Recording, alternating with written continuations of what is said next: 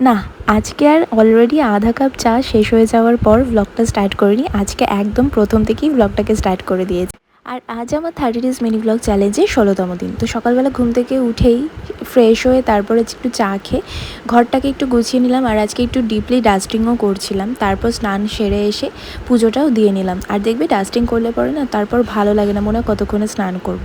তারপর এসে একটু হালকা করে স্কিন কেয়ার করে নিলাম, কারণ আমি প্রত্যেক দিনই স্নান করে পুজো দিয়ে তারপরে স্কিন কেয়ার করি।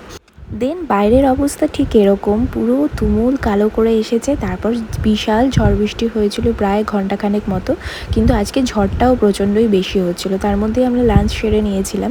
তারপর সন্ধেবেলার দিকে মা আমাকে ফোন করে বললো, তোর জন্য একটা কুরিয়ার পাঠাচ্ছি, আমি কিছু রান্না করেছি তো সেগুলো যাচ্ছে।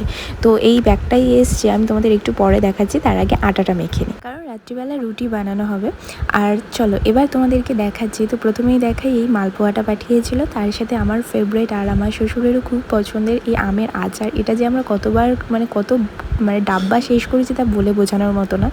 তারপর হচ্ছে সৌরভের ফেভারিট এই কচু শাক, এটাও খুব ভালোবাসে, তাই জন্য মা এবার একটু বেশি করেই পাঠিয়েছে। বাড়ি কাছে হওয়ার এটাই সুবিধা। দেখো সবসময় মা না আসতে পারলেও মায়ের হাতে টেস্টি খাবারগুলো খেতে পাচ্ছি। আর কুরিয়ার সিস্টেমটা হয়তো আরও সুবিধা হয়েছে। তো ডিস্টেন্স অনুযায়ী মোটামুটি 1-1.5 ঘন্টার মধ্যেই তোমার কাছে পৌঁছে যায় খাবারটা।